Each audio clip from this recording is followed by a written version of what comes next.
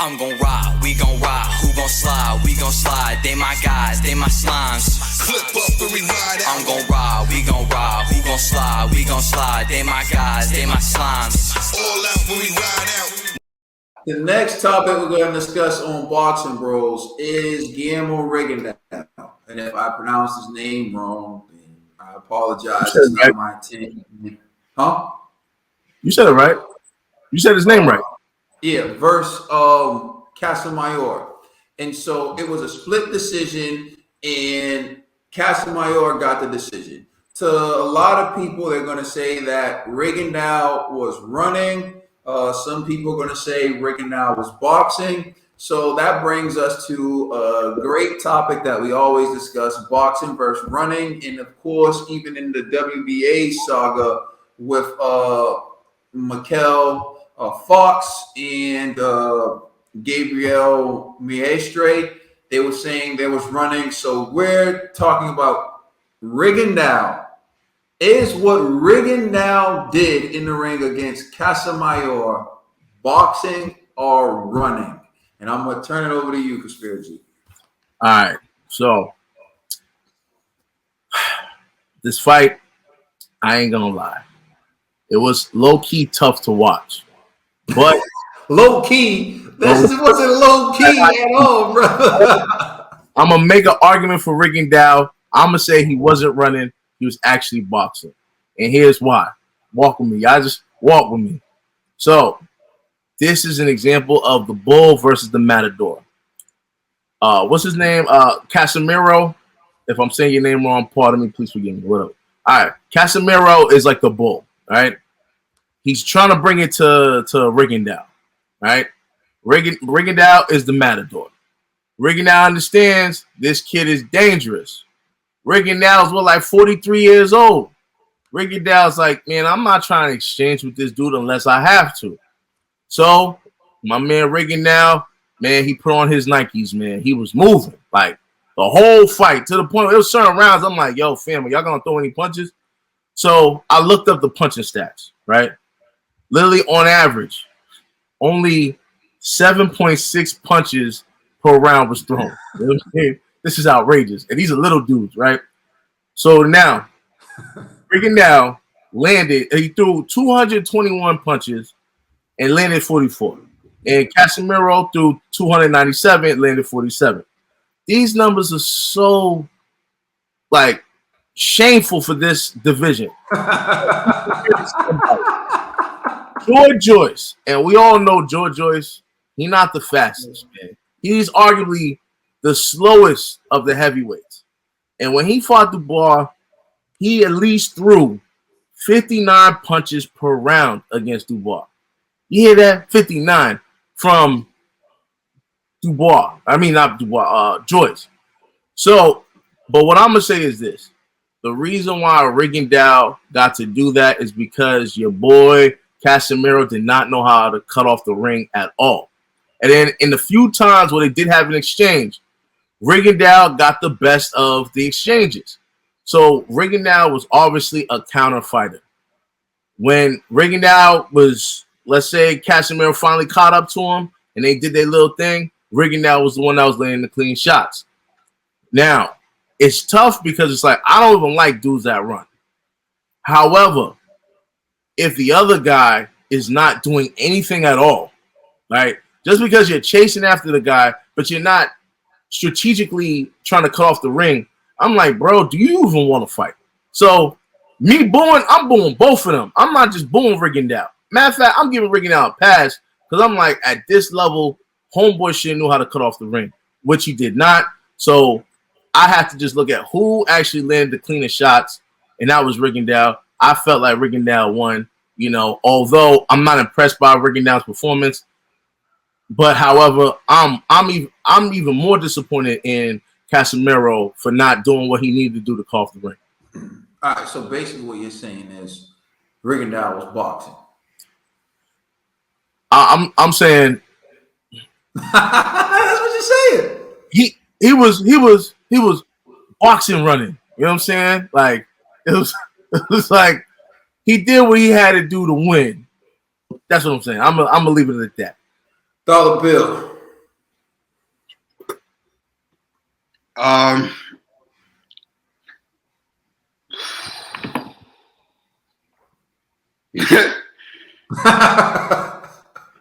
all right. It's a tough one. It is a tough one. I can admit it's a tough one. Because in the past, what Rigondeaux would do, we would consider boxing, right? Especially when you're the champ, and somebody is got to come and take your title. Seeing that Casimero was the champ, Rigondeaux had to go and take his title.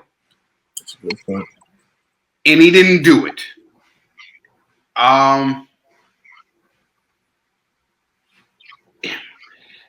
The reason why he did more moving than he did actual fighting for me.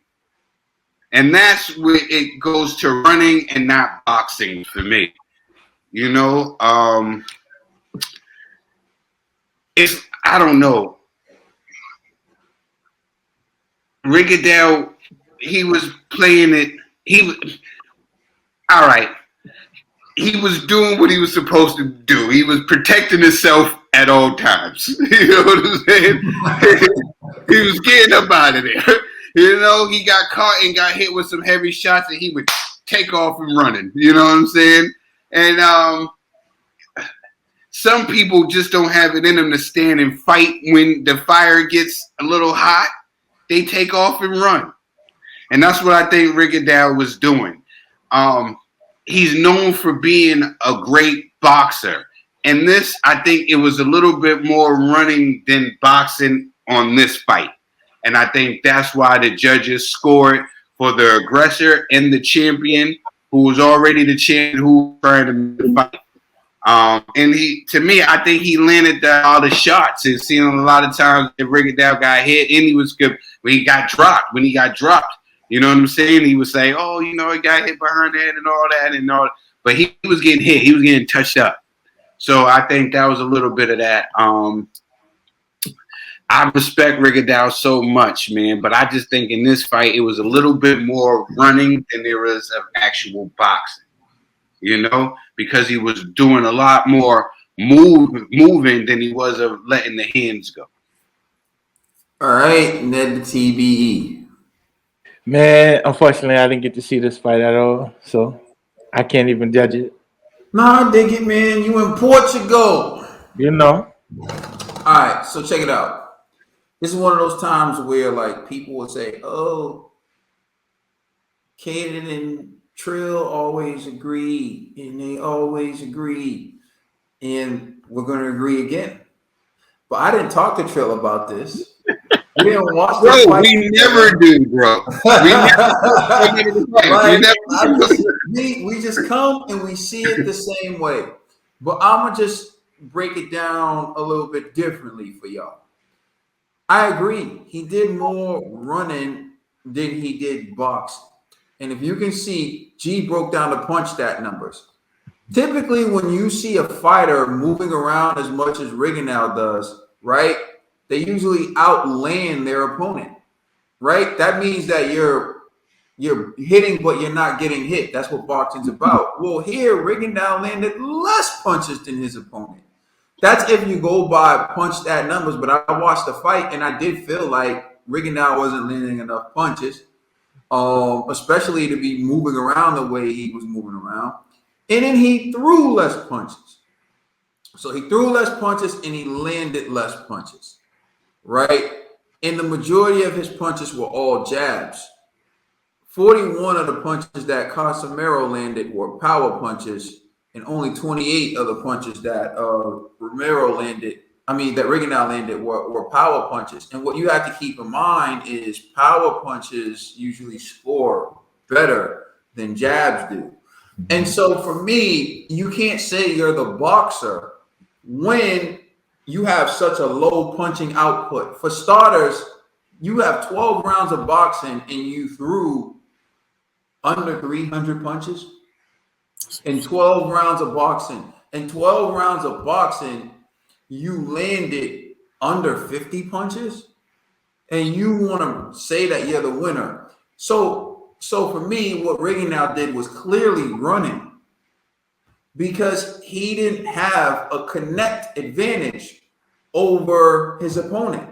So you look at Floyd Mayweather, for example, who in my opinion is, the greatest technically sound, the most technically sound fight I've ever seen.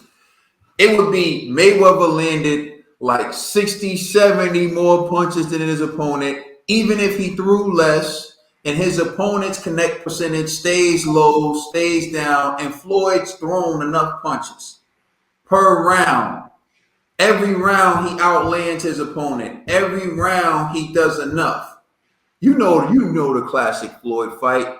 You miss, your head goes back. The opponent missed, their head goes back.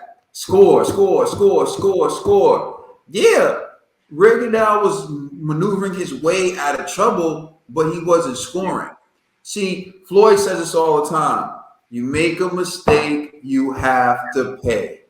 See, Casimero was making mistakes, but Rigondeaux wasn't making them pay for it. That's boxing. And so you can do all that moving and getting yourself out of harm's way. And yes, Rigondeaux landed some beautiful shots at times, but not enough of them. And even Rodney Shields was telling him, like, dude, stop moving. Rodney Shields said this to him in the corner, and he wasn't listening. Rodney Shields said, you're so much faster than this guy. You can stand in the middle of the ring and make him miss and counter. You don't need to do all this moving. And he's right. But Rigondeaux just kept moving. And what I'm saying is, if you pointed out the punch stat numbers and the low punch output, but if you're watching that fight and you're being objective, who's responsible for that low punch output? Rigondeaux. Mm-hmm. Because the guy is chasing. He was going. The guy was literally chasing him. He was trying. Look, it was got when you was. I didn't want to say nothing when you was talking about cutting the ring off. It's hard when the guy is and getting up out of there. And the guy's just faster than you. He was just faster than him. His speed is just faster than yours. It just what it is. You know how people used to play tag with you and you was faster than your bigger cousin and you used to be playing tag? You know what I'm saying? The fight that I always think of running, like a good example of running, was Canelo versus Lara. What Lara was doing to me was running because there was no clear strategy on why he was doing it. With the Rigondeaux fight, he started off jump street doing that. So that told me he was waiting for Casimero to chase after him, and that's what he was going to do the counters. Casimero never called off the ring, ever. So I was like, bro, this is bad on both ends. So that's why I was like, yo, I don't know if I classify it as running. I just felt like his opponent didn't know what to do, you know? And so that's why I was like, I guess. But okay, so here's what I'm saying to you. You can say it's bad on both ends, and that's fine. But for me, it's running because he didn't throw enough punches. For me, if you're going to utilize movement, you have to do two things. I'm going to try to not do a Malik and really make it two things. One, you have to make your opponent miss. And then two, you have to make your opponent pay. What he was doing was making Casimero miss, but he wasn't making him pay. So the whole point is, are you just in there to run away from punches? Because that's not what boxing is about. So you're in there to run. Yeah, I got that. And that's where he's running. So, for example, Charlo versus Castaño. Charlo was moving around, but he was controlling range, and he was landing hard punches. And there lies the difference to me. You can't circle the block 3 or 4 times without letting off a shot in a boxing ring. Like Rigondeaux was straight moving. Rigondeaux landed his best punches after the bell. You know what I'm saying? That's when Rigondeaux did his best work. I blame Al. That ring was too big for them guys, man. That's when Rigondeaux was at his best. Rigondeaux utilized that ring. That big ass.